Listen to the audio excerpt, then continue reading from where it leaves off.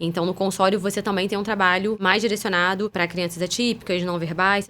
A gente também chama do transtorno do espectro autista, que engloba alguns graus de dificuldade, necessidade de cada criança. Mas, independente do que a criança tenha, na verdade, cada criança, ela é única. Então, quando ela chega ao consultório, a gente já percebe pela forma dela andar, a forma dela brincar, a forma que ela está se sentindo, aquela comunicação pelo olhar da criança. E muitas vezes, se a gente olha para os pais, eles estão exatamente iguais às crianças. Porque a criança, ela vê esse exemplo dentro de casa. Então, quando os pais estão muito ansiosos, muito nervosos, eles passam um pouco isso para a criança. Primeira ida ao dentista deve ser quando? Durante a gestação é muito importante. Pré-natal, é o atendimento da mãe exclusivamente? Isso, da mãe, para saber até a alimentação que a mãe, seria interessante para esse neném. Que futuramente os hábitos dessa criança também sejam saudáveis, iguais aos da mãe.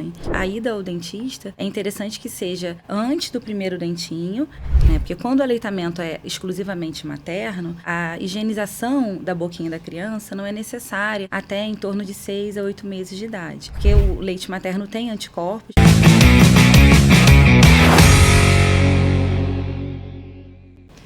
Olá, sejam todos muito bem-vindos a mais um podcast aqui da Wi-Fi. Meu nome é Fernanda Rocha e a nossa convidada de hoje é minha xará, Fernanda também. Fernanda Carvalho, prazer, Fê, ter você aqui hoje. Eu te agradeço a oportunidade, Fê, tudo bem? E hoje a gente vai conversar sobre... Fernanda é dentista, sobre odontologia, mais especificamente da parte do atendimento infantil, né? Isso. Que acho que tem muitas nuances, tem muitas questões, muitas dúvidas até das famílias, né? Sim. Dentista já é um negócio que gera um medinho quase que em todo mundo, sim, né? Você fala em dentista, já fala, ai, dentista. Imagina na criança, que a novidade, né? Às vezes vai chegar ali pela primeira vez e tudo o que isso envolve. Então, vamos conversar sobre tudo isso hoje com ela. Que bom ter você aqui hoje. Eu que agradeço. Vamos começar falando um pouquinho sobre a sua história? Como que a odontologia apareceu, surgiu na sua vida? Como que tudo isso aconteceu? Conta pra gente. Então, eu tenho pai e mãe dentista, né? E cresci nessa família que estava sempre no consultório. E muitas vezes eu acompanhava eles, né, nos atendimentos. Ouvia falar bastante de pacientes no jantar de família. Bastante em casa, né? E acontecia... de muitas vezes eu ia com eles até o consultório. Então, eu ficava prestando atenção, gostava do atendimento deles, né? Via os pacientes e muitas vezes, eu pequena ainda falava para eles que eu queria realmente ser dentista já e que eu ia tirar o dentinho das crianças jogando uma pedrinha. Era o que eu falava para eles. E já era dentista antes de ser, né? Já era dentista antes de ser. Já tinha até técnica, né? De adaptar o pedrinha. E minha mãe brincava muito com isso. E acabou que foi verdade mesmo, né? Eu acabei sendo dentista e eu gosto muito de trabalhar com eles. Até hoje eles atendem, a gente atende juntos. Ai, que legal. Né? Um dia eu atendo com meu pai, outro dia com a minha mãe e a gente se dá super bem, né? Ainda bem. E a gente gosta muito, a gente está sempre falando de pacientes. Ainda é. Ainda, né? Continua mantendo a tradição familiar. Sim, mesmo, né? Cada um morando na sua casa, os momentos que a gente tem juntos, a gente segue falando dos nossos pacientes em comum. E assim. o atendimento infantil, quando que a família deve procurar o primeiro atendimento? A primeira ida ao dentista deve ser quando? Na verdade, é interessante que tenha o acompanhamento pré-natal, né, antes da criança nascer, né, durante a gestação é muito importante que essa mãe procure, né, esse atendimento já, para que essa gestação seja tranquila, né, e quando essa criança nascer, seja oferecido todo o aleitamento materno, toda essa orientação para a mãe. Mas qual o trabalho do dentista durante o pré-natal? É o atendimento da mãe exclusivamente? Isso, da mãe, para saber até a alimentação que a mãe, né, seria interessante para esse neném, né, para esse neném receber. E para que futuramente os hábitos dessa criança também sejam saudáveis, iguais aos da mãe. E principalmente a ida ao dentista é interessante que seja antes do primeiro dentinho, né? E quando o primeiro dentinho nascer, para essa mãe já estar preparada para resolver quando esse dentinho nascer, né? Porque quando o aleitamento é exclusivamente materno, a higienização da boquinha da criança não é necessária até em torno de 6 a 8 meses de idade, né? Após o leite materno apenas. Mas porque o leite materno tem anticorpos que são bons para essa criança. Ele mesmo que já higieniza isso, ali, já protege. Isso, já protege a boquinha dessa criança. E depois que a criança começa com a alimentação, depois de 6 meses, né? Começa a usar outros leites, leite de fórmula, e sim, essa higienização tem que ser a cada vez que a criança se alimenta. E quando nasce o primeiro dentinho, que é mais ou menos nessa época, 6 meses de idade, essa mãe já tem que começar a usar pasta de dente com flúor. A quantidade de flúor é de 1.100 né? ppm né, de flúor que a gente indica. Mas a diferença é uma pasta infantil, pasta de dente infantil. Mas a diferença é a quantidade de flúor que essa criança vai usar. Quando essa criança só tem 2 dentinhos na boca, ou um pouquinho mais, a gente tem uma quantidade certa de pasta de dente. E ela começa, que é 1/3 de um grão de arroz cru. Então, é muito pouquinho. Muito pouquinho. Sabe? E é só assim, quase uma sujeirinha ali, né? É só uma sujeirinha. E essa quantidade mínima de flúor é suficiente para prevenir lesões de cárie. Não é aquela coisa iniciais. de comercial de pasta de dente que você bota aquela pasta fazendo aquele desenho bonito. Não é aquilo. É só para gastar mais pasta de dente, na verdade. E principalmente porque a criança ainda não sabe cuspir. Então, a gente tem que usar uma quantidade bem pequena para ela não ficar ingerindo essa pasta de engole, dente. né? Não há necessidade, né? Então, a gente sempre orienta para ser uma quantidade bem pequenininha. E o mais importante, ter o hábito de escovar a cada alimentação da criança ao longo da vida dessa criança. Já ir criando o hábito da escovação pós-alimentação. Porque é muito interessante que, à medida que os dentinhos vão aumentando, a gente até aumenta a quantidade de pasta de dente. Mas o mais importante é a criança ter o hábito de escovar a cada vez que come, e não apenas 3 vezes ao dia. Né? A gente ouve isso desde pequeno, a gente ouve falar, quantas vezes escova o dente? 3 vezes. Isso virou, né, uma norma que não é real. Essa norma não existe, é de acordo com o número de ingestões de alimento que você faz durante o dia. Então, inclusive sucos, porque são açucarados, inclusive sucos da própria fruta, tem a frutose, também precisam dessa limpeza da boquinha da criança, né?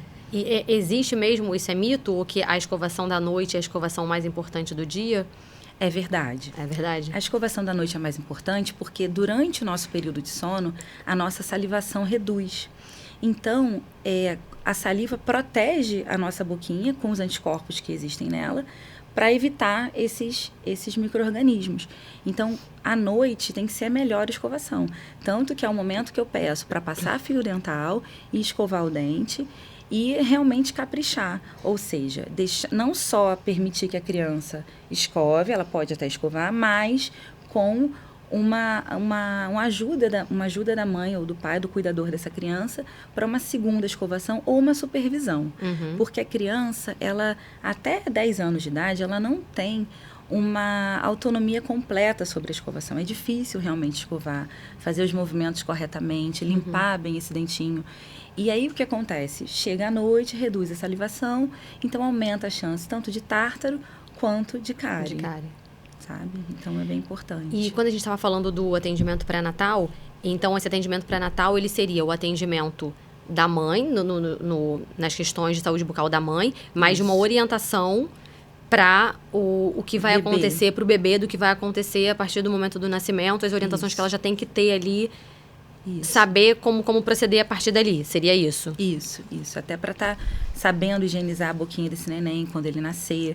Porque por mais que o leite materno tenha os anticorpos que protegem a boquinha do neném, pode acontecer dessa linguinha do neném ficar um pouco esbranquiçada, que é o excesso de leite.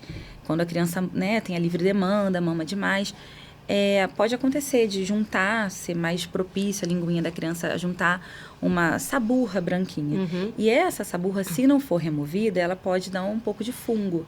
Então, para a gente evitar esse fungo na linguinha da criança, né, que é muito comum também, a gente tem que limpar quando tiver com esse branquinho exacerbado, né? Não é em todas as mamadas, mas quando a criança, o bebê, tá com essa linguinha um pouquinho mais branca, aí é indicado que limpe, mesmo sendo leite materno. A gente até vê no mercado alguns utensílios, digamos assim, né, que para a mãe botar no dedo e botar como se fosse um mordedor que auxiliaria na limpeza.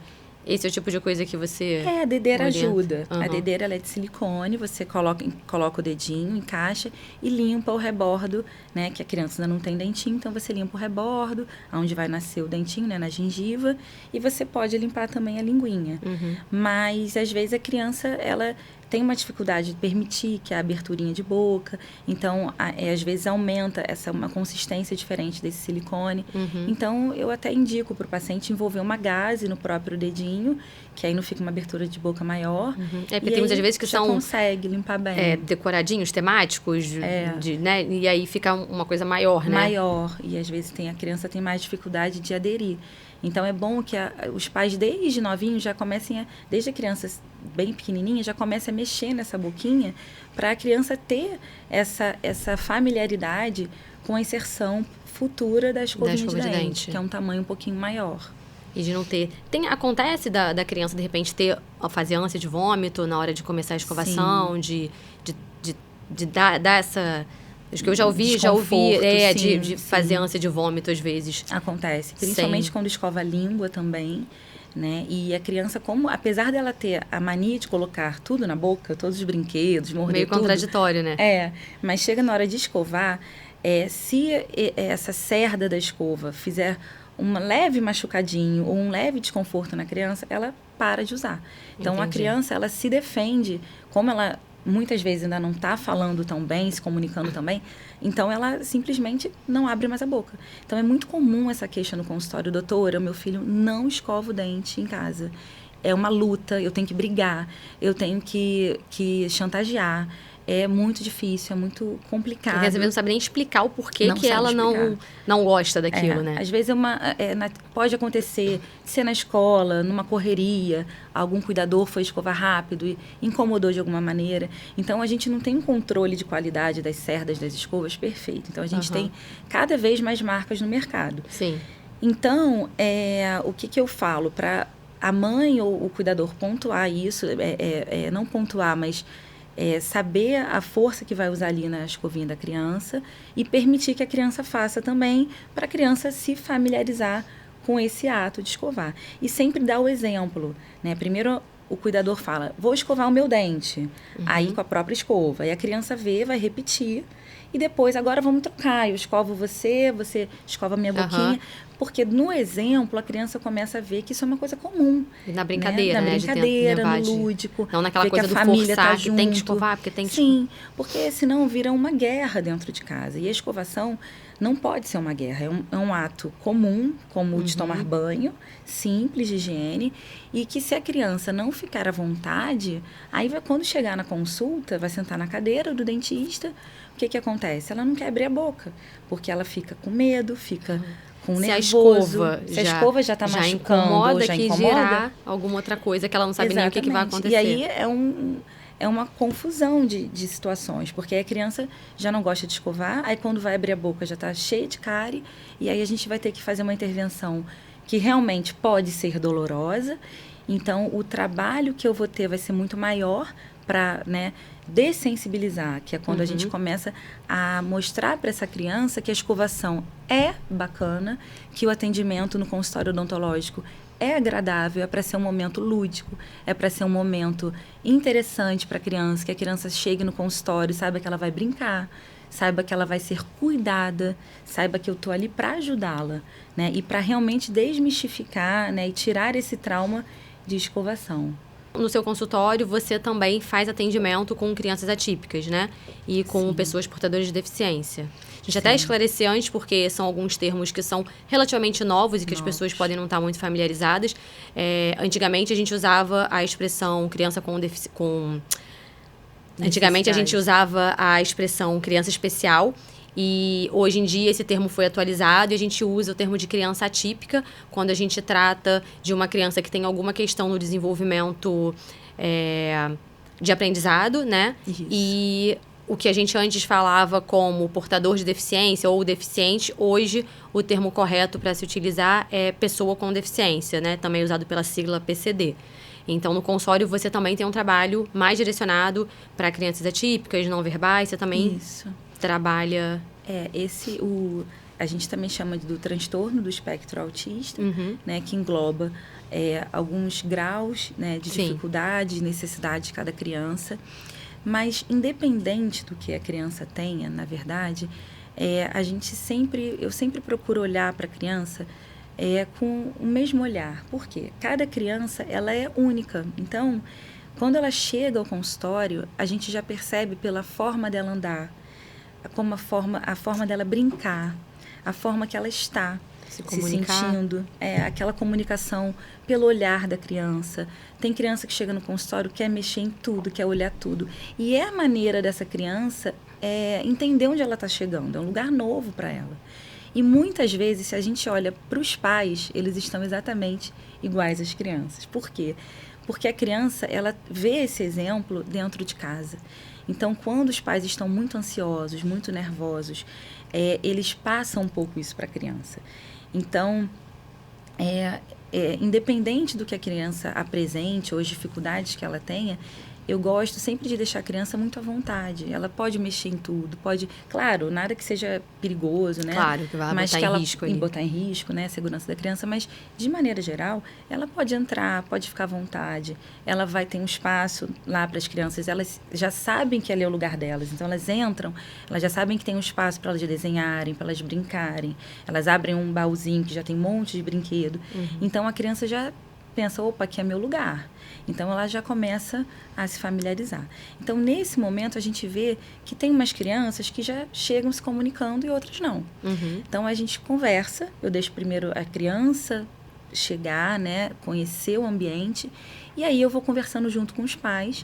E aí, a gente vê que quando a criança ela é mais tranquila, tem uma maneira de lidar mais comunicativa, mais tranquila, a criança leva muito bem o atendimento. Mas existem crianças que não falam, normalmente por conta do espectro ou por alguma outra dificuldade, alguma história de vida, né? A criança não consegue verbalizar e se comunicar bem. Então, eu vejo que os pais ficam muito nervosos por, né, verem que a criança não está conseguindo se comunicar. E talvez por não ter uma experiência ruim anterior, ou não saber como o profissional vai lidar com essa questão, né? Sim. Então, eu sempre peço para os pais, pode deixar à vontade, pode deixar a criança conhecer o ambiente que ela está. E nisso eu vou conhecendo a criança também. Então, essas crianças que não são verbais, que não conseguem falar, elas, apesar disso, elas mostram o que elas querem fazer. Então, às vezes, elas já chegam abrindo a boquinha, mas elas não sabem nem o que é. Então, às vezes, os pais já conversaram. Então, é sempre bom ter uma conversa bacana, né, previamente ao atendimento, que uma tia vai olhar, vai conversar. Então, por mais que a criança seja não verbal, ela entende o que você fala. Ela sabe o que você está falando, ela sabe se comunicar, mostrando o que ela tem de dúvida e dificuldade, sabe? E aí, essa conversa você tem com a família, enfim, com o cuidador que tá vindo até você, você conversa antes com ele para entender qual é a dinâmica da criança, ou se a criança tem algum trauma, tem alguma questão, ou você já vai direto para o primeiro atendimento com a criança? Como é que funciona? Então, normalmente, a criança, o cuidador já fala, né? A maioria, hoje em dia, já avisa antes que a criança não fala se realiza o atendimento ou não. Ou, de repente, já foi no dentista anterior e ela ficou traumatizada e ela está apavorada. Sim. Eles normalmente já vêm com uma queixa, já passam isso, né, no primeiro contato, ao telefone ou por mensagem. E aí, quando o paciente chega, eu sempre deixo um horário suficiente, né, na consulta, para que essa criança seja realmente acolhida e seja um atendimento individualizado. Porque respeitoso, né? Isso, respeitoso, para que a criança, eu normalmente faço uma consulta com a família.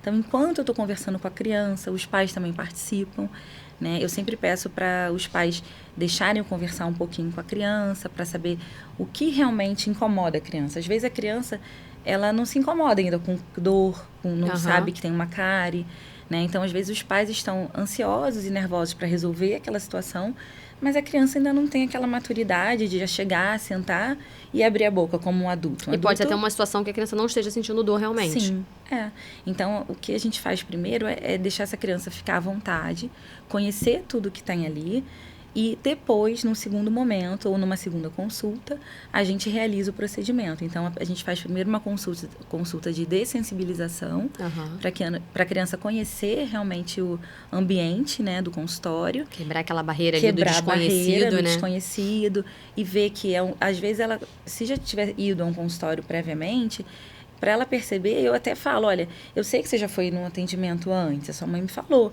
mas eu não te conheço, então eu quero saber quem é você, eu quero conversar com você, quero saber por que você está aqui. Então, muitas vezes é uma conversa bem legal e são histórias até engraçadas até, porque às vezes a criança fala, eu vim aqui escovar meu dente. Eu falei, então é isso que a gente vai fazer. Então, a gente já começa escovando o dente, que a criança que está dando o aval dela, né? Ela está sentindo a vontade e a gente vai caminhando conforme essa liberdade que ela está oferecendo ali, né?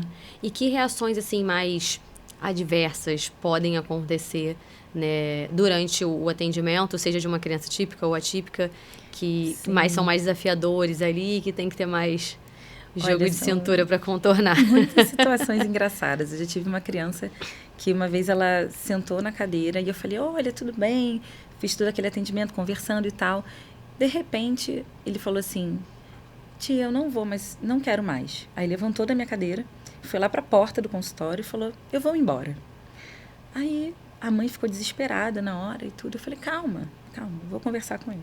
Aí fui até a porta e falei, você tem certeza que você quer ir embora? Porque, olha, a gente está começando o seu atendimento, vai ser super legal. E a gente começou a conversar, e ele estava irredutível, porque ele já tinha tido um atendimento prévio. E aí eu falei assim para ele, olha, você trouxe pijama? Ele, pijama? Eu falei, você trouxe? Ele, não. Eu falei, bom, então, como é que a gente vai fazer? Porque eu vou esperar você sentar lá na minha cadeira para eu te atender. E talvez a gente tenha que esperar até de noite, talvez a gente tenha que ficar aqui, ficar escuro, e você ficar com sono e dormir. Então, seria bom você trazer um pijama para a gente ver se, né, até a hora que você decidir, porque eu vou esperar você. A titia está aqui, eu vou te ajudar, eu só quero cuidar de você. Mas eu preciso que você me ajude um pouco. Então, assim que você estiver pronto, a gente vai lá, a gente conversa mais um pouco e a gente vai fazendo o procedimento que tia precisa fazer devagarzinho, no seu tempo. Eu costumo dar uma ampulheta na mão da criança para ver o tempo que eles conseguem ficar. E eles ficam olhando para aquela ampulheta, que é uma técnica de distração que a gente usa para a criança ver que ela tem controle. Porque a criança gosta de saber quando começa e quando termina alguma atividade. Então, mesmo que ela não tenha muita noção do tempo, às vezes você fala assim, vai levar 1 hora. Ele não tem a real noção do que é 1 hora, mas ele quer essa informação. Exatamente. Né? Eu vejo isso pelo meu filho que tem, mas quanto tempo vai demorar? Quantos dias faltam? Né? Eles essa coisa do tempo. De ter esse controle, até que horas?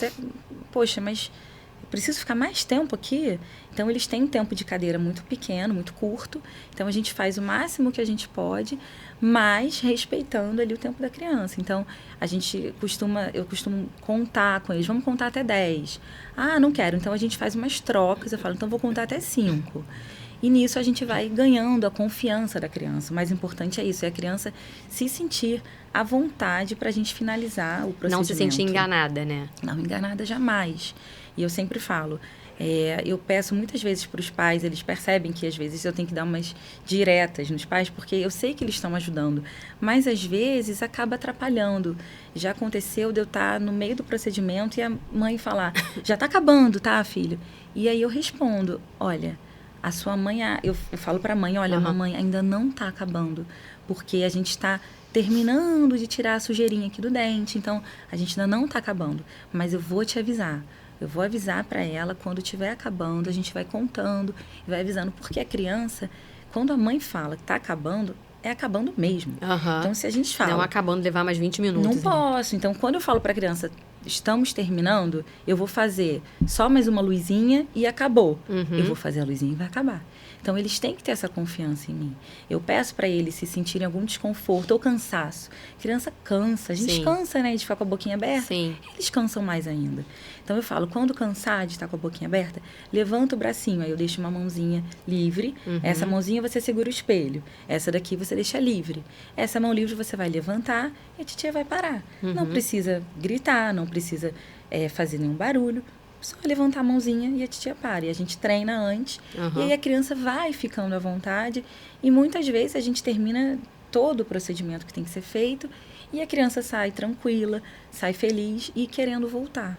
E esse é o objetivo de uma consulta, né, odontológica infantil, né? Que a criança queira voltar e fazer mais um procedimento. E eu até brinco, pode voltar só para me dar um beijinho, né? Para a criança realmente ter uma experiência positiva daquela situação ali. Dentro ali de uma situação que não tem nada mais grave, mais trabalhoso para ser tratado, né? Não grave, mas nada mais trabalhoso, que requer mais consultas ao dentista. Qual seria uma média, assim, de frequência que deveria se manter da criança, né? Se a criança não tem histórico de cárie, se ela nunca teve cárie, de 6 em 6 meses é um bom tempo. Tá. Mas se a criança já chegou a primeira vez e já tem uma cárie, aí eu acabo colocando um espaçamento de 4 em 4 meses para a gente observar se tem alguma mancha. Às vezes o material obturador pode soltar, pode desgastar com o tempo, né? Então é bom a gente sempre estar atento realmente a sinais que os dentinhos também mostram, né, no dia a dia, na escovação. Então a gente dá um espaçamento menor quando a criança já tem um histórico prévio de cárie. Tem alguma idade, assim, que normalmente é em média para aparecer uma cárie no dentinho infantil ou não? Pode, a partir do primeiro dente, isso aí já pode acontecer? Na verdade, a partir do primeiro dentinho na boquinha já tem a chance de ter cárie, porque o esmalte dentário do dente de leite, ele é um esmalte que ele tem uma evolução da cárie muito rápida, diferente do dente permanente. Porque o dente permanente, né, o dente, quando a criança tem a troca, que é o dente do adulto, ele é um dente que tem uma mineralização que vai durar o tempo, né, de vida seu completo. Então, a maturação do esmalte é diferenciada. O dente de leite, como ele é um dente que é temporário, a cárie evolui com muito mais rapidez. Então, nos primeiros sinais de mancha branca, mancha marrom, a mancha branca também pode ser sinal de cárie? Pode ser sinal de cárie. Então, a gente sempre tem então que estar atento. Não é então só a manchinha escura que a gente tem que ficar atento? A mancha branca também pode evoluir para uma cárie. Então, eu sempre peço para os pais ligarem a luzinha do celular na escovação noturna, que é normalmente a que os pais podem fazer, né? Tem mais tempo para fazer, dinâmica, né, da família. Então, é um momento que eu peço, escova o dentinho da criança, passa fio dental e no final põe uma luzinha para ver se está tudo bem, se está tudo igual a antes, se tem alguma novidade. Porque do primeiro sinalzinho de algo diferente no dente, é importante que procure o dentista, porque uma cárie de esmalte não dói, não incomoda. Mas se a cárie evolui para uma dentina e depois evolui para a polpa do dente, pode virar um tratamento endodôntico, que é o tratamento de canal, mais conhecido como canal, do dente de leite. E isso pode doer, pode fazer abscesso, pode inchar a boquinha da criança. E aí, nesse momento, a criança, às vezes, ela não consegue falar ou deixar tão claro que ela só para de comer, para de escovar, ela se defende. E isso pode atingir também o dentinho permanente que ainda não nasceu?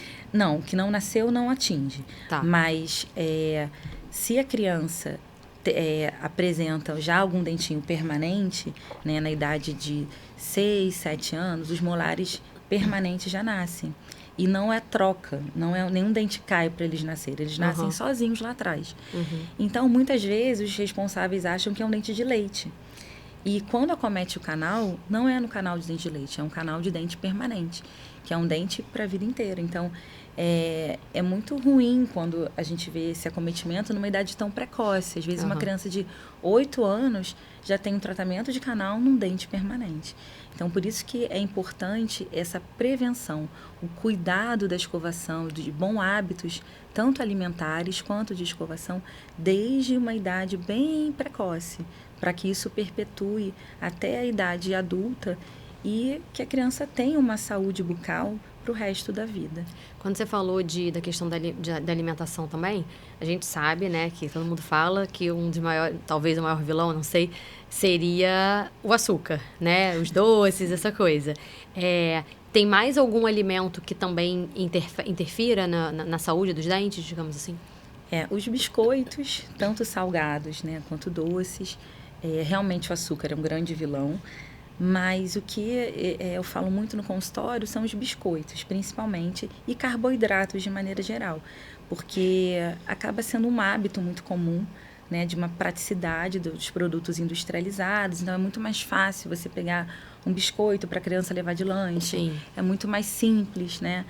Então, mas aquela correria do dia a dia, o biscoito ali no armário, você pega, joga na mochila e vai. Exatamente. Porque botar uma fruta, a fruta muda de cor, a criança já não quer comer. Aí tem todo um preparo, uma maneira de cortar. Sim, então isso dá trabalho realmente. Então eu costumo pedir ajuda, né, dos pais. Não é que não possa dar biscoito. A gente pode usar o biscoito de uma maneira mais eficaz. Exemplo, a gente pode dar o biscoito e depois do biscoito a gente pode dar uma fruta que seja mais adstringente, ou seja, ela ajude a remover aquele resíduo grosso, maior, desses biscoitos que grudam no dente todo. Então, para facilitar a escovação, eu falo, dá o biscoito, em seguida dá uma fruta, não precisa ser uma fruta inteira, mas um pedaço. Qualquer fruta, não? Tem algumas frutas especialmente a maçã e a uva. Tá. São as frutas que, não é que elas limpem o dente, mas elas ajudam a remover o resto de biscoito que gruda ali no dente. Então, quando a criança vai escovar após essa refeição, ela já vai escovar um dente com mais facilidade. Então, não vai ficar tendo que ficar um tempão escovando o dente, que a criança não vai ficar esse tempo todo escovando. E, de repente, nem vai conseguir higienizar direito, vai ficar resíduo ali grudado. Sim, e aí a gente consegue transformar essa refeição em mais saudável, porque já inclui uma fruta. E ela consegue comer também o biscoitinho dela, sem problema. Agora, é só lembrar de escovar após, né? E outra coisa que eu acho que é comum, pelo menos eu já vi algumas situações acontecerem, é aquela coisa da criança cair, bater com a boca e depois aquele dente fica escuro. Sim. E aí é o terror dos pais, dos né? pais da família. Sim. Se for um dente de leite, ele cai e normal, ou essa queda, esse impacto pode comprometer a dentição futura, ou não impacta nos dentinhos futuros? Os traumas de dente de leite são bem comuns. É muito comum na idade que a criança está começando a andar, né? A criança tem às vezes 1 ano, 1 ano e meio. São dentinhos que acabaram, né, de erupcionar, tem pouco tempo ainda na boquinha. E acaba que esse escurinho que fica é um extravasamento de sangue dentro do dentinho. E esse dente requer um acompanhamento com radiografia, né, como um protocolo de acordo com o tipo de queda que a criança teve. Exemplo, às vezes a criança teve uma queda, mas o dentinho ele avulsionou, ele caiu. Se ele caiu, é um tipo de abordagem. Sim. Se ele apenas bambeou, ele só quebrou, às vezes, a pontinha. Ele deu uma mexida, mas ele ainda está na boca. Então, de acordo com a força desse trauma, o tipo de queda que foi, às vezes é da própria altura, às vezes é de uma altura menor. Então, tudo vai depender desses fatores. E aí, como que a gente vai saber? Acompanhando com radiografia e exame clínico. Tá. E aí, dependendo, para cada tipo de queda, tem uma abordagem diferente. Mas o que é importante? Quando a criança cair, a primeira coisa a fazer é observar se tem algum resíduo na boquinha da criança, algum resto de dente que possa estar perfurando o lábio da criança ou a língua, as estruturas moles, que isso pode lacerar e machucar, né, essa criança. E continuar fazendo a escovação desse dentinho, mesmo machucado e dolorido, escovação dentária. Por quê? Quando os pais ficam com medo de mexer, igual a criança está, por medo de sentir dor, né, claro, acaba formando um biofilme em volta desse dente bacteriano, ou seja, são bactérias que ficam ali. E aí isso piora o prognóstico desse dente. Então é importante ter uma higiene boa, fazer gelo, limpar, mas manter essa higiene, porque isso acaba piorando até o prognóstico, né, desse dentinho. E voltando à pergunta que você fez sobre o dente permanente, vai depender do tipo de batida que esse dente sofreu. Mas, normalmente, a maioria dos casos não acomete o dente permanente. Pode acontecer do dente permanente nascer com uma mancha ou com alguma... uma mancha que pode evoluir ou não, às vezes é só uma marquinha, bem leve, pode acontecer. Mas vai depender do grau de dificuldade que teve esse trauma que essa criança sofreu mesmo. Eu, por exemplo, eu bati brincando de pique-esconde.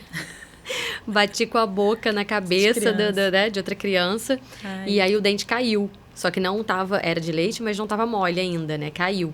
E aí depois o que nasceu, ele não cresceu tudo. Depois quando eu usei aparelho para puxar ele, né? Não teve força, ele ficou mais curtinho, mas não esqueceu, ele caiu mesmo com a força da batida, ele caiu. Aí minha mãe desesperada, dizendo que o dente tinha entrado, o dente tinha caído. Depois achamos o dente, ela achou que o dente tinha subido e o dente tinha caído. Mas aí depois o outro só ficou mais curtinho. Mas aí com o aparelho resolvemos essa questão aí. Ainda bem. Que bom. E quais são as estratégias que você usa no consultório, né? Porque algumas crianças do espectro autismo podem ter uma dificuldade maior na comunicação, pode ter, de repente, às vezes, o ambiente é diferente, né? Se sente mais desconfiado. Às vezes, a família, como você falou, já vem mais nervosa e isso interfere no comportamento ou uma experiência anterior, enfim. Quais são as estratégias que vocês usam para facilitar esse atendimento, para que não seja um atendimento traumático, né, para a criança, que pode até já ter vindo de desse jeito. É verdade. Né? Olha, o atendimento, ele começa com essa conversa com a criança e muitas vezes, como ela está com esse medo, né, essa dificuldade de entender o que ela está fazendo ali, que é na cabeça da criança, assim, o que eu estou fazendo aqui? Né? Que lugar é esse? Que eu não conheço. Quem é essa? Que eu não queria vir, de repente. Não queria vir. Então, para começar, quando eu me apresento à criança, eu normalmente me apresento sem touca, sem máscara. Eu gosto de usar um jaleco com uma cor rosa, lilás, verde. Mais alegre. Sair um pouco do branco de hospital, né? Que de repente remete a coisa do médico, da dor, né? Sim, de ser um lugar. E muitas crianças, né, que já têm um histórico de frequência a hospitais, elas realmente já chegam com aquela síndrome do jaleco branco, isso realmente existe. E eu normalmente já uso cores diferentes para a criança já se sentir mais à vontade. E uso algumas técnicas a técnica mais antiga, né, que é o TSD, Tell, Show, Do, né? Que você fala para a criança, depois você mostra e depois você faz. Então, a gente gosta de sempre mostrar para a criança que ela também vai fazer algumas coisas. Então, primeiro eu uso algumas coisas interativas que tenham velcro, sabe? Para a criança entender, que ela possa mexer. Principalmente isso aqui é para crianças não verbais. Então, elas olham as imagens que elas conhecem, né? Então, são as imagens que o dente está saudável. Aí, esse dente saudável, o que pode acontecer? Quando a criança não tá com uma cárie. Então, por quê? O que isso causa? Então, a gente vai conversando e mostrando. Então, a gente deixa a criança mexer, deixa a criança... Você gosta disso? Você gosta de bolo? Então, a gente vai conversando. E não é que a gente vai dizer para a criança não comer, jamais. Só que a gente vai transformar isso num consumo mais otimizado. Para a criança comer o que ela gosta, mas não toda hora, né? Não todos os dias, né? Então, de repente já ir criando essa consciência de que aquilo ali é uma coisa que pode fazer mal se exagerar. Exatamente. E quando as crianças estão bem irredutíveis, assim, né? Com traumas prévios, aí a gente começa a mostrar sobre as fases do atendimento. Então, a gente começa a falar, olha, eu tiro as estrelinhas e aí, por exemplo, primeira estrelinha é abrir a boquinha. Aí eu falo, olha, se você abrir a boquinha, você ganha uma estrelinha. Aí, se você deixar a titia escovar seu dente, a gente vai para a segunda estrelinha. E assim, sucessivamente. E aí, a gente esconde o brinde, que é o brinde do final. E aí, a gente dá a recompensa. Então, a gente sempre trabalha com uma troca com a criança. Então, às vezes, até a troca é assim, então vamos contar até... não quero contar até 10. Tá bom. Até quanto a gente pode contar? Aí a criança, 3. Pronto, tá bom, combinado. Só que eu não vou contar 1, 2, 3. Eu vou contar 1, 2, pra eu ganhar tempo, né? Vai tomar vacina? Falou, filho, 1, 2, 3. E acabou, eu não quero 3, eu quero só 2. Então, tá bom, vamos pedir pra moça. Moça, só 2, tá bom? Eu falo 1, acertou, isso. Acabou. É isso, essa negociação que a gente faz o tempo todo com a criança. Porque a criança, ela quer saber que ela tem controle daquilo ali. Você vê que ela é ouvida, né? Que ela é ouvida, que ela consegue ter alguma autonomia. Poxa, vão me impor isso aqui? Como é que vai ser essa história? E se eu não quiser? Não, eu não quero. Então, a gente tenta transformar isso em algo assim, tudo bem, eu sei que você não quer, mas é pro seu bem. Você vai sair daqui com um dentinho branquinho, limpinho. Então, eu sempre deixo um espelhinho, mostro a sujeira.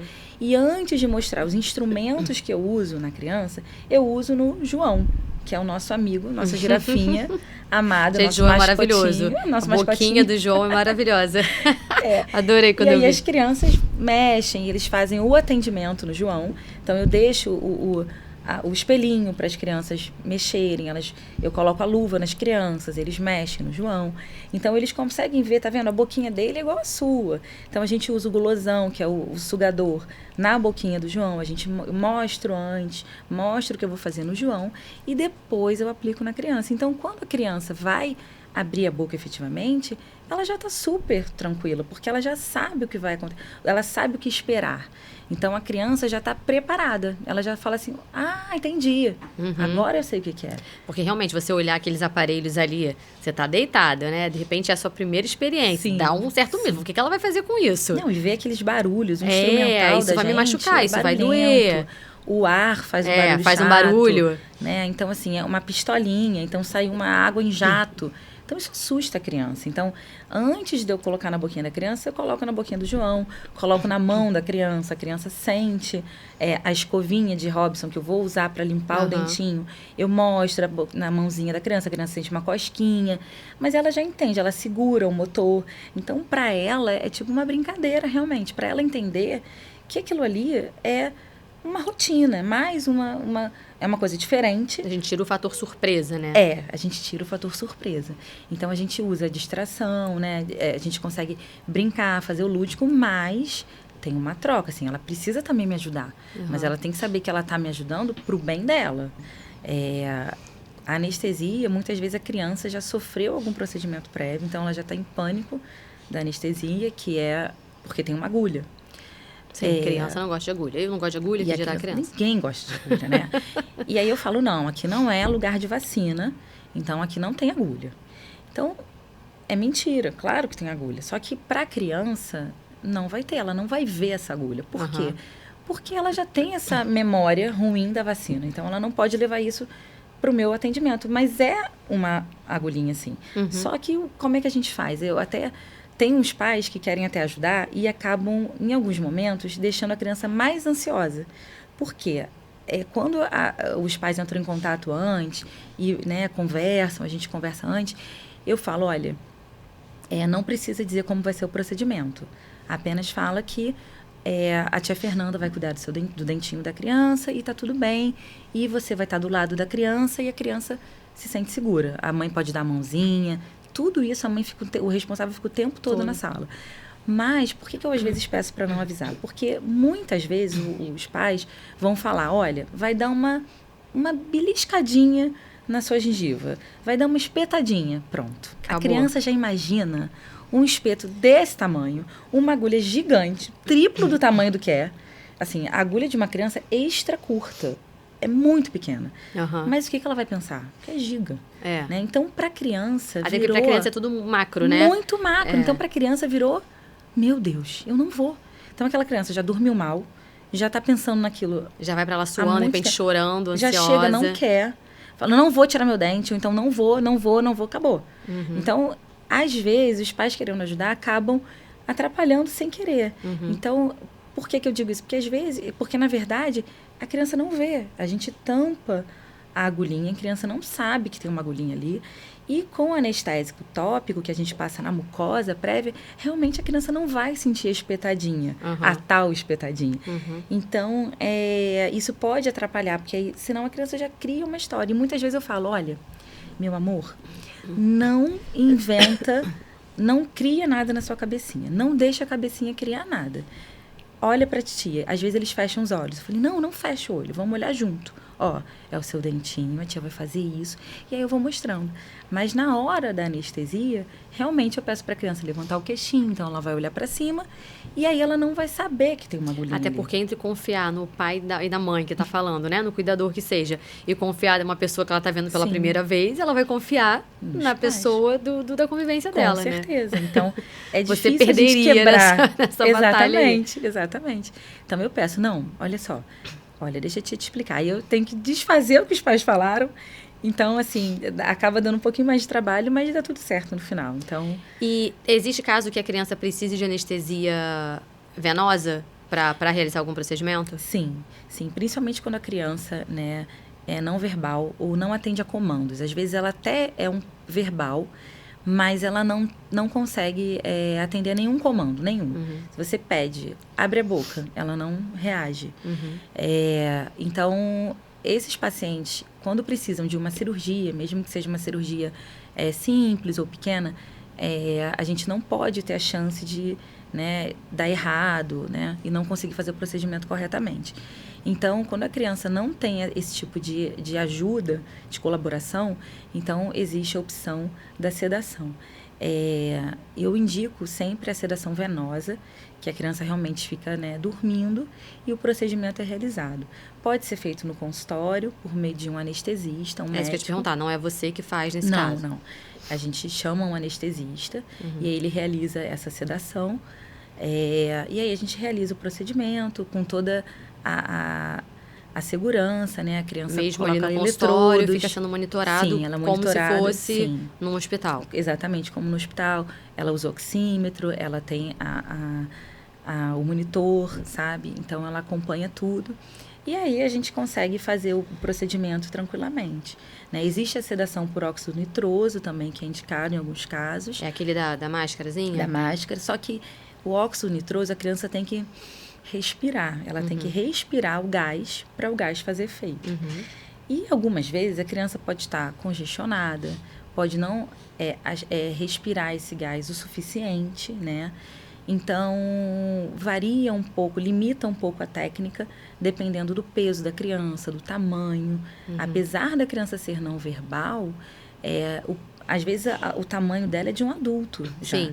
Então, às vezes a quantidade de gás necessário não vai ser suficiente para o tempo do procedimento que eu preciso que ela fique, né, dormindo. Então, por isso que muitas vezes eu indico... Você não tem como controlar o quanto que ela está inalando do gás. Exatamente. É mais difícil ter esse controle. Tem profissionais que fazem muito bem a sedação por óxido nitroso e conseguem fazer muito bem.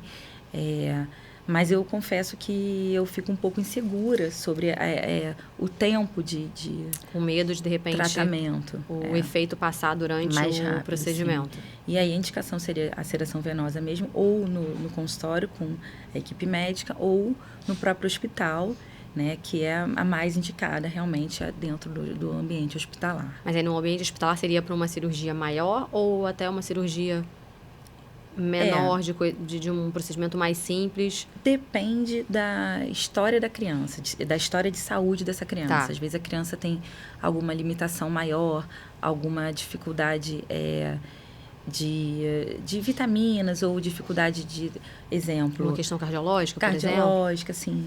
Ou pressão, né? Então, a gente... De acordo com o histórico de saúde dessa criança, que a gente avalia, né, pela segurança dessa criança, se vale. Normalmente, o mais indicado é ambiente hospitalar. Mas quando essa criança não tem nenhuma dificuldade, né, nenhum histórico prévio, né, de algum problema de saúde que seja necessário para o hospital, aí é possível fazer no consultório. Fazer no sim. consultório mesmo. Sim. Mas então não seria para qualquer procedimento a indicação da sedação venosa no consultório? Seria em casos mais específicos de procedimentos mais extensos? Não. No consultório, o ideal é para procedimentos simples, mas que precisam da criança realmente estar parada, né? Estar sedada para ajudar. Quando é um procedimento mais extenso, que demore mais de 2 horas de procedimento, uma cirurgia grande, aí é indicado no ambiente hospitalar. Que aí fica um monitoramento melhor, um controle maior. Sim. Você também atende paciente com síndrome de Down? Sim, a gente também faz. Existe alguma questão especificamente na síndrome de Down, alguma questão odontológica que seja mais comum, ou que tenha mais atenção, que seja algo mais... que é mais corriqueiro de acontecer? Os pacientes que têm síndrome de Down, eles têm normalmente um atraso de erupção, né, de troca dos dentinhos. Os primeiros dentes demoram mais a aparecer. A linguinha é mais comum ser uma língua que a gente, né, corriqueiramente chama de língua presa, pode acontecer também. Eles têm uma linguinha em tamanho, apesar de ter uma língua grande, uma macroglossia, ela pode vir junto com um freio curto. Uhum. Então, isso dificulta um pouco a fala dessa criança. Então, normalmente, essa criança tem que ter um acompanhamento, né, com um fonoaudiólogo, para a gente conseguir dar firmeza nessa linguinha. Eles têm uma hipotonia de lábio, ou seja, ficam muito com a boquinha aberta, né? Não tem força muscular. Então, isso dificulta a respiração, a vedação de lábio dessa criança.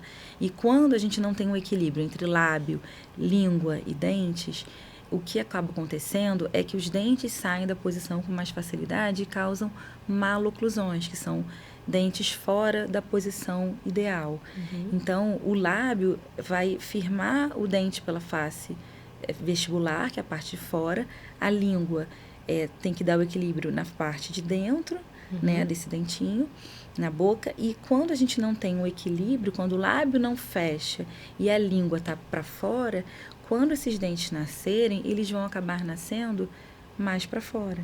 Então, a gente precisa ter um equilíbrio entre todas as estruturas da boquinha para o dente estar numa boa posição. Então, essa língua tem que subir, tem que ficar no céu da boca, ela não pode ficar tão para fora. Por isso que a gente tem que ter um acompanhamento multidisciplinar.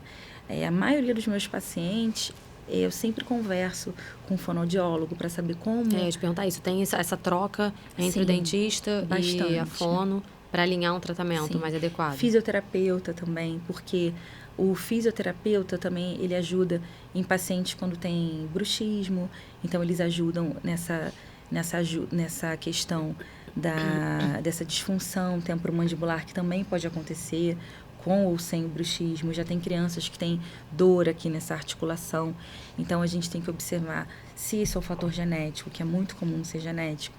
Então, a gente precisa que um fisioterapeuta também ajude a estimular. O bruxismo é o ranger do dente? O ranger do dente, sim. Que acontece somente de noite, né? Sim. Durante o sono. Pode ser à noite, pode ser o bruxismo, né, durante o sono, ou o bruxismo enquanto a criança está acordada. Também acontece bastante, né? Que é o antigo apertamento. Uhum. Então, a criança pode fazer bruxismo também acordada. Mas o bruxismo, ele tem questões emocionais também envolvidas? Tem questões emocionais, tem questões relacionadas a estresse. É muito comum acontecer em época de prova das crianças. Então, eu sempre peço para fazer uma higiene do sono, para a gente controlar diminuir um pouco, né, o tempo de bruxismo, porque quando a criança faz bruxismo todos os dias, é uma coisa, né, normal na vida daquela criança. Então, a gente tem que, muitas vezes, tem que indicar uma placa parecida com de adulto, para que esses dentes não sejam desgastados. A placa só protege ali enquanto você usa. Ela não acaba com o bruxismo. Seria uma proteção do dente mesmo. Para ele não ir se desgastando. Exatamente, porque o bruxismo tem muitas causas, né? Então, a gente sempre precisa desse acompanhamento de vários profissionais para a gente saber por que essa criança está com esse bruxismo, o que está levando a isso. Às vezes é uma agitação, às vezes está relacionado a um sono ruim.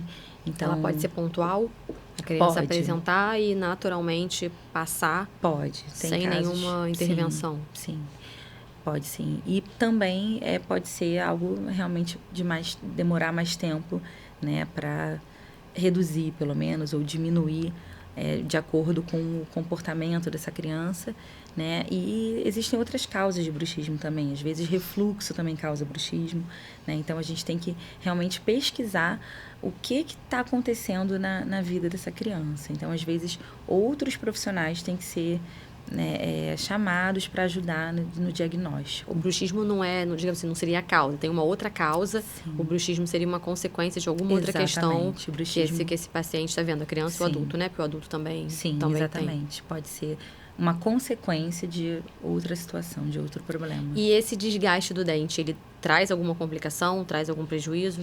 O desgaste de dente, ele diminui a sua altura da mordida. Então, é como se você reduzisse a sua dimensão vertical, que a gente chama. Então, a criança vai desgastar muito os dentes.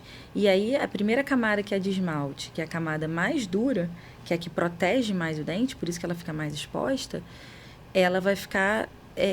ela é perdida.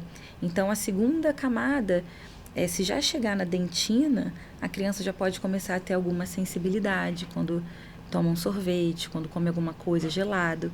Então, a criança começa a ter uma dificuldade no dia a dia dela, né? Na alimentação começa a trazer comum. um incômodo. E aí começa a trazer um incômodo. Então, o desgaste dentário não é saudável, não é bom isso acontecer.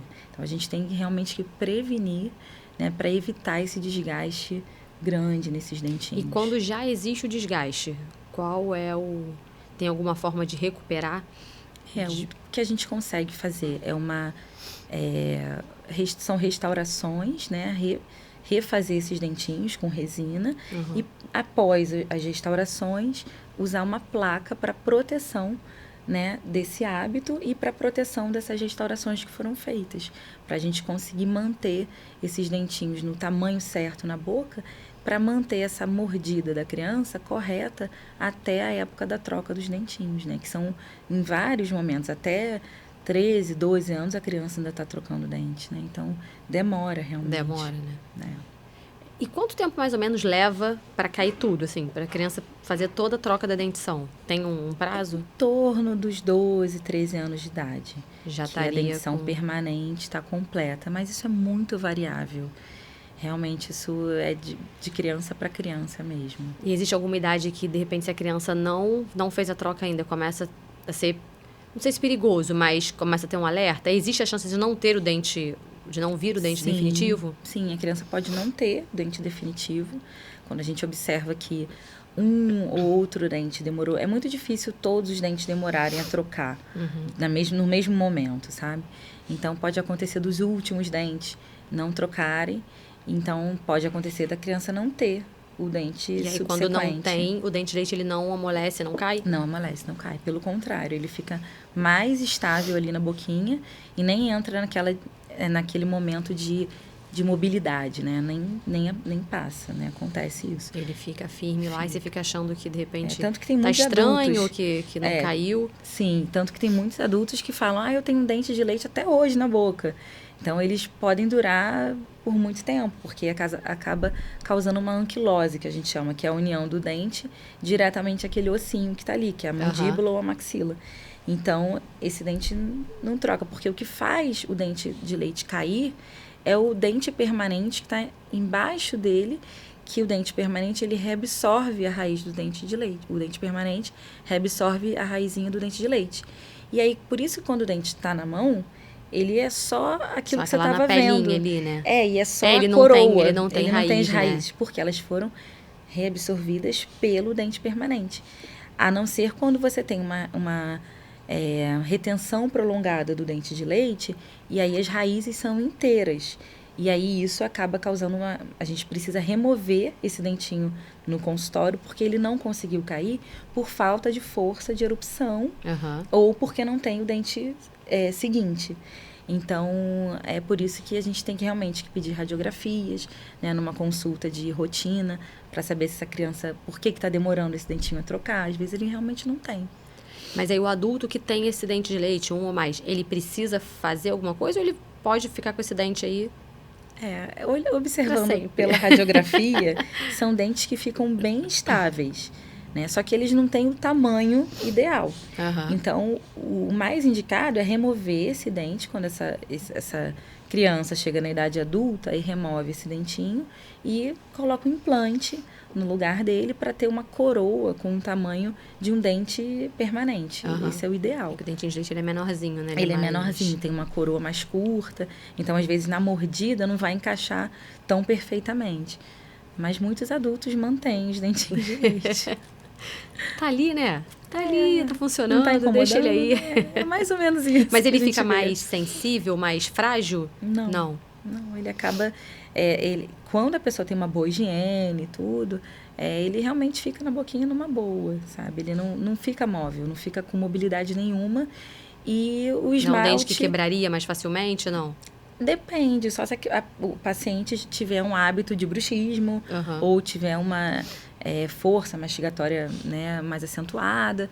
Mas, normalmente, eles ficam muito bem na boquinha de algumas pessoas, né? De outras, realmente acaba ou cariando, dando uma cárie, ou desgastando mais, né? Pode acontecer. Você mostrou pra gente o material que você usa, né? Pra trabalhar principalmente com crianças não verbais.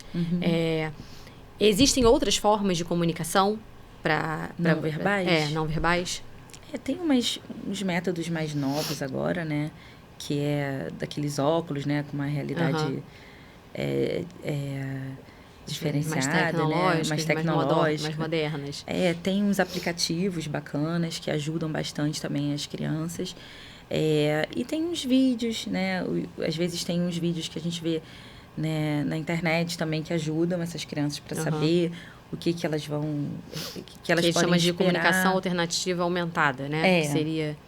Tem essas opções. Mas ainda assim, até comparando os artigos mais novos, a gente vê quando tem a comparação daquela técnica que eu falei, né?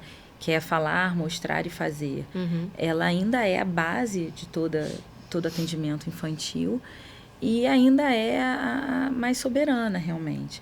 Né? Claro que o avanço tecnológico está ajudando bastante, mas a gente sempre usa, inclusive, fones. Às vezes a criança é não verbal, mas ela também tem dificuldade até de cores muito fortes, podem incomodar a criança. Tem uma sensibilidade... Sensibilidade visual, podem ter sensibilidade auditiva. Então, às vezes, a gente coloca fones para a criança, né, não ouvir tanto o barulho do motor. Pode ter até questões sensitivas também, né? Sensitivas, sim. Então, às vezes, a gente se adapta à criança. Eu já tive casos de criança que ela sentou no chão. Foi uma criança que tinha síndrome de Down e ele tinha uns 5 aninhos, era maiorzinho, mas ele não deixava realmente.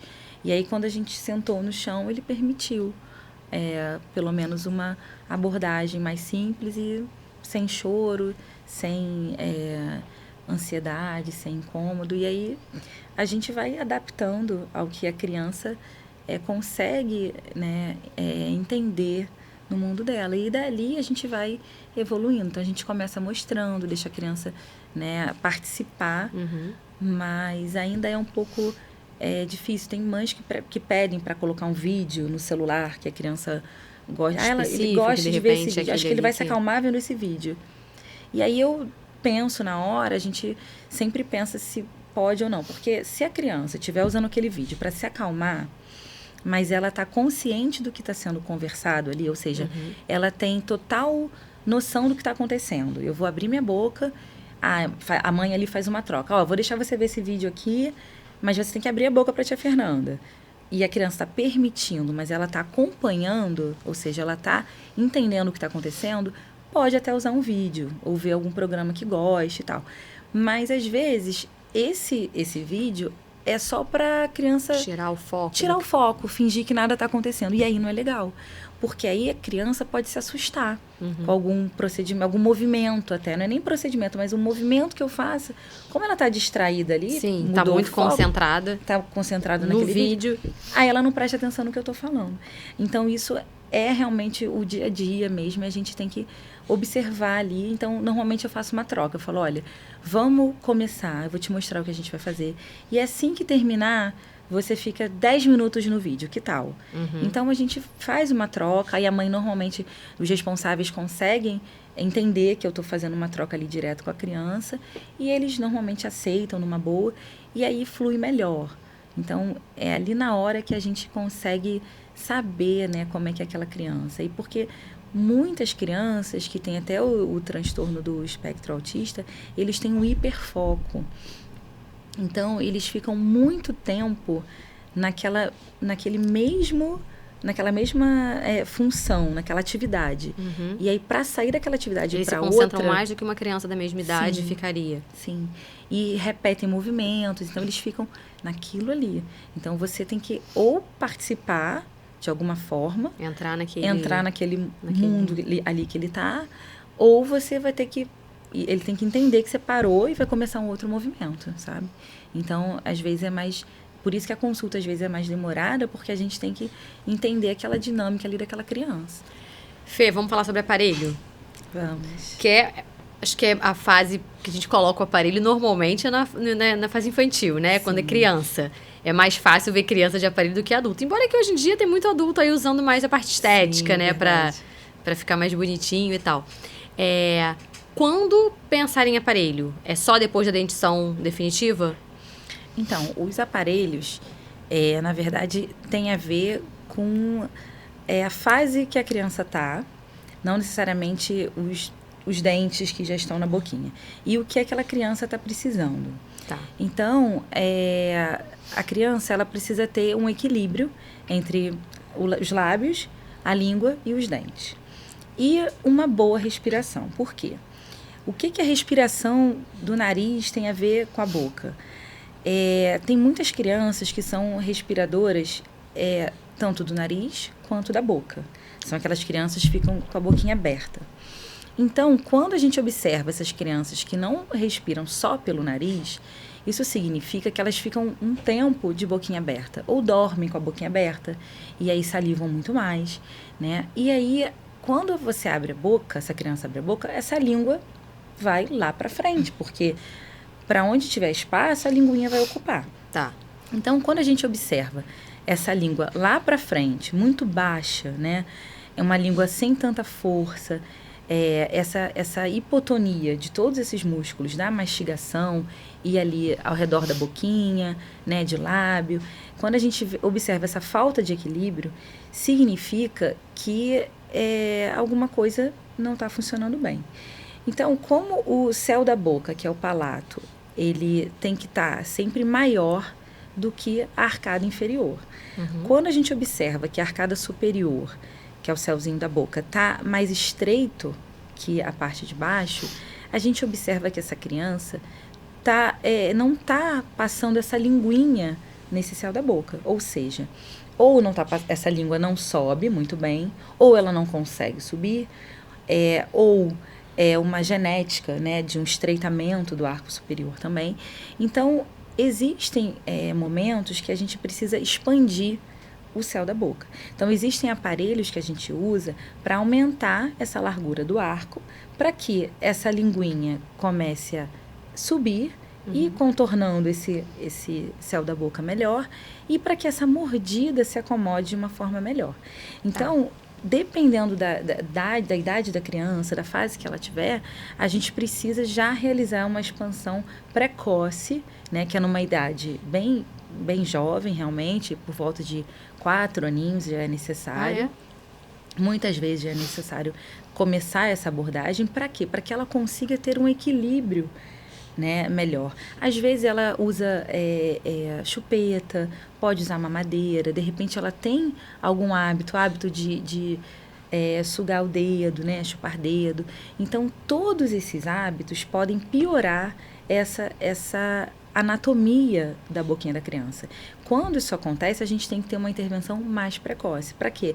Para que os dentes estejam quando for trocar, né, eles tenham espaço suficiente, né, para que eles não venham tão tortinhos e nem com dificuldade de erupção, porque não é só a questão do dente estar torto, é a questão de ter espaço para o dente erupcionar. Quando o dente não tem espaço para o próximo, ele também não nasce.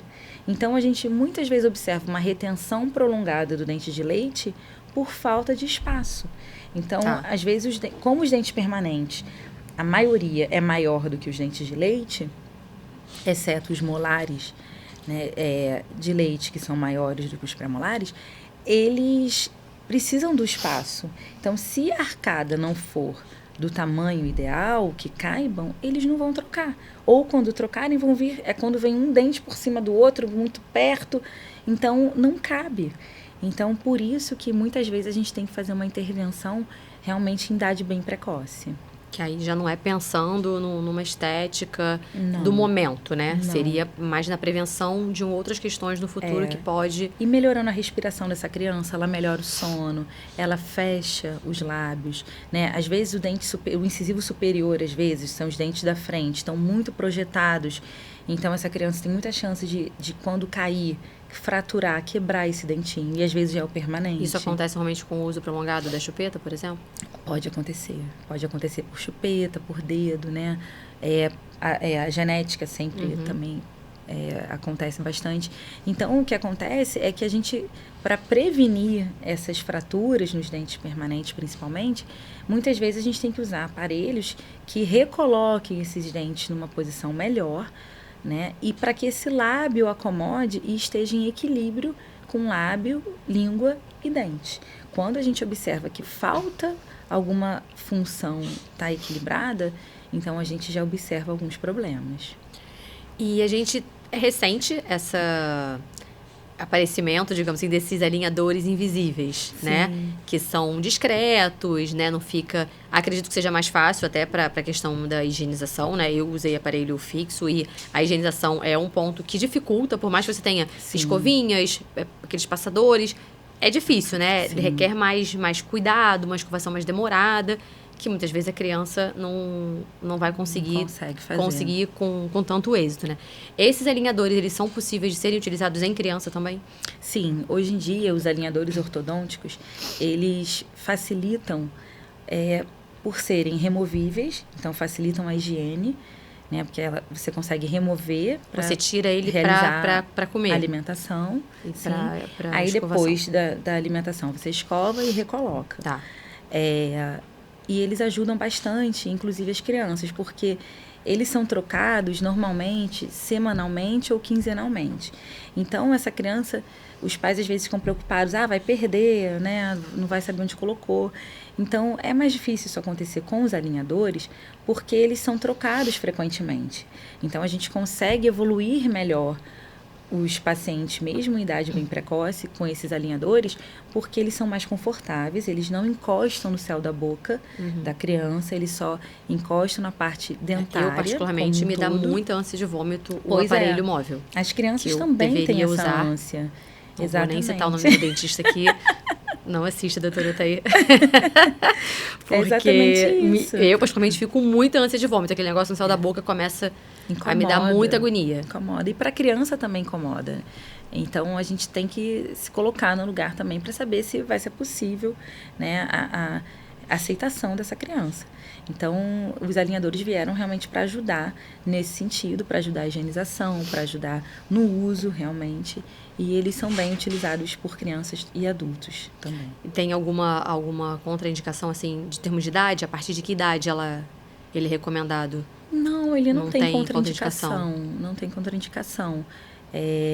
Vai de acordo com o que aquela criança está precisando mesmo, independente de estar em dentição de leite ainda, né?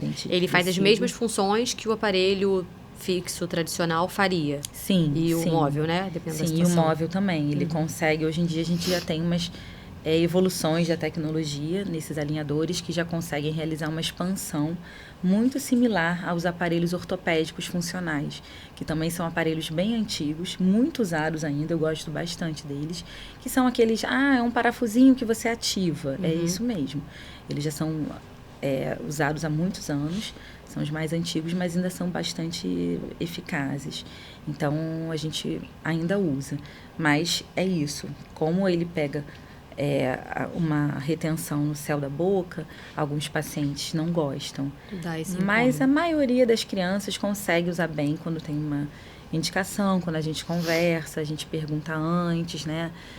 Faz toda uma entrevista sobre a maturidade dessa criança. Eu acho que o mais importante é saber se essa criança tem essa maturidade para o uso. Né? Às vezes a criança ela já realmente está bem mais madura do que ela aparenta. Então, eu tive outro dia uma criança que chupava dedo desde muito novinha, já estava com 5 anos, e ela estava sentindo incômodo, porque ela falava assim, eu não consigo parar de chupar meu dedo. A minha mãe fala para eu parar, mas eu não consigo. Então, quando a gente observa que a criança tem a vontade de melhorar e de resolver aquilo, porque aquilo está incomodando a criança, então a gente tem que resolver de alguma forma para ajudá-la. Então, a gente usa esses aparelhos. Esse é tipo uma grade palatina que a gente usa em dentinho de leite, realmente. E o aparelho é uma barreira para a língua não ficar ali entre os dentes. Tá. Então, melhora a mordida dessa criança. E essa criança mesmo, ela não estava conseguindo há 5 anos parar de chupar o dedo. E assim que a gente instalou o aparelhinho, no dia seguinte ela parou de usar, colocar o dedinho na boca, e em 15 dias a gente já observou uma melhora na mordida dessa criança, porque a mordida fica aberta quando a língua fica ali na frente. Então, quando ela usa... Aquela boquinha que fecha o dentinho fica assim, né? Exatamente. Então, quando a criança percebe ao sorrir que não tem mais aquele espaço na boca, ou seja, ela não conseguia morder nada, porque os dentes não se encostam. Não se encostavam. Então, ela não conseguia morder. Aí ela conseguiu começar a morder, né? Depois de 1 mês, mais ou menos, de tratamento, ela já conseguia morder. Então, ela percebeu, tia, eu já consigo morder agora. Nossa! Então, ela viu que, né, o aparelho pôde ajudá-la, e ela já tinha a maturidade suficiente, mesmo tão novinha, né? Ela conseguiu entender que era para o bem dela e permitiu um ótimo tratamento. Então, mais uma vez, a gente volta na questão de individualizar o atendimento, independente de quem é essa criança. Sim, do que ela tem, do né? que ela tem, do que ela apresenta, individualizar para achar o melhor tratamento e o melhor mecanismo para ajudar, trazendo o mínimo de desconforto possível, né? Sim, sim. A criança tem que ter ela espera ter esse acolhimento. A criança, ela precisa ser colocada como um ser humano e não só como, é só criança. Criança não tem que querer. Não tem que querer, criança não precisa. Nossa, você tem muita paciência, né, doutora? Nossa, tem que ter muita paciência. Não, eu não tenho que ter muita paciência. Na verdade, eu estou respeitando o momento da consulta daquela criança. Ela pode responder super rápido, ou ela vai ter o tempo dela. E a gente vai negociar, a gente vai conversar e a gente vai chegar num denominador comum. É tudo uma questão de, realmente, paciência, né? Que eu brinco, é claro que a gente tem que ter paciência, mas o mais importante é ter o olhar individualizado dessa criança. Essa criança, ela precisa ser ouvida e precisa ser respeitada. Se a criança está dizendo, eu sempre falo, olha, a gente só vai fazer o que você permitir. Mas não quer dizer que ela vai ficar me enganando, vai ficar fazendo birra. E eu converso, eu falo, olha, isso que você está fazendo não precisa. Eu pontuo as coisas junto com a criança, porque ela tem que entender, ela tendo a capacidade de compreensão, discernimento, a gente, sim, tem uma parceria ali. Então, nesse momento, a gente vai de acordo com o tempo dela, sim. Ela vai levantar a mão e eu vou parar, vou parar. Eu vou parar 1 segundo que seja, mas eu vou parar, porque ela precisa desse acolhimento. Então, o olhar individualizado da criança tem que ser nesse ambiente. Eu acho que é por isso que as crianças estão gostando, né, de me visitar. Eles lembram de ir na tia Fernanda, porque eles gostam de estar lá, sabem que vão ter brinde. Sim, vão ter brinde, mas eles Todo sabem... mundo gosta de brinde, por que criança não vai gostar de brinde? Exatamente, mas eles gostam de serem ouvidos, eles se sentem com muita autonomia. Às vezes, o primeiro atendimento é no colo da mãe, mas o segundo já é a criança sozinha na cadeira. Então, a gente tem que dar valor a isso, a gente tem que perceber que a criança, ela quer receber esse atendimento. Mesmo com a ansiedade dos pais, com a pressa, eu falo, calma, vai dar certo, vamos ter paciência, porque a criança tem o tempo dela. É porque, de repente, o que você tem muita paciência no olhar do outro, como aquilo ali já é algo natural, já está interiorizado ali, desse olhar mais cuidadoso, desse olhar mais respeitoso, sim, né? Sim. E de ver a criança como um indivíduo mesmo, né? De não ver, sim, como a criança um mini adulto, que não tem que querer, que tem que fazer o que você manda, que tem que estar pronto na hora que você quer, que tem que entender rápido, coisas, né? Que tem muito essa coisa, vem muito, né? Lá de trás, assim, da criança é um mini adulto, sim, né? Sim. E acho que quando você pega alguém que quebra um pouco esse protocolo de dar voz, de dar atenção, de dar ouvido, pro outro falar assim, meu Deus, mas que paciência é essa? Mas é só... É só um jeito diferente de olhar para aqueles serizinhos ali que estão em construção. Né? E vai, de repente, evitar que muitos adultos traumatizados com dentista tenham por aí, né? Exatamente. Quando for para a mão de outros profissionais aí no futuro, não Estamos serão... plantando, né? Estão plantando, de não ser aquele adulto traumatizado que não pode ouvir falar em dentista e quer sair correndo. Que quer sair correndo, não vai, né? Enfim, com certeza. E teve algum atendimento, assim, que você lembre que foi o mais desafiador, assim, dos atendimentos? Alguma coisa que tenha te marcado de... Eu tive uma criança que ela até é filha de 2 profissionais da saúde, assim, né? Entendem. Nunca tinham levado a dentista antes, mas ela tinha uma resistência muito grande, mesmo não tendo sido traumatizada por nenhum profissional prévio, mas ela não gostava. E ela... foi logo depois da pandemia, não sei, talvez tivesse um pouco a ver, né, com esse momento que a gente passou. Que as crianças também sofreram muito, sim. E ela não permitia. Então, a gente fez uma consulta, não tivemos evolução. E aí eu conversei com os pais sobre fazer uma sedação venosa. Eles toparam, fizemos os procedimentos que tinha que fazer e tal. E passaram-se uns meses, essa criança voltou ao consultório, às vezes ela ia acompanhando o irmão mais velho. Ela fez o procedimento, então? Ela fez o procedimento por sedação. Tá. Então, foi dormindo, acordou pronta. E eu, quando termino, falo, pronto, a tia fez uma mágica e tá tudo ótimo. E aí, ela começou a achar... Ela gostou, né? Porque ela não sentiu nada, não sentiu nada e tudo bem. E aí, passaram-se uns meses, ela foi acompanhar o irmão na consulta, do mais velho. E eu sempre conversava um pouquinho com ela e tudo. E aí um dia ela falou assim, você vai ver meu dente agora? Eu falei, claro, vou ver seu dente, sim. E aí partiu dela o interesse. E depois disso, eu continuei o atendimento dela sem precisar mais da sedação.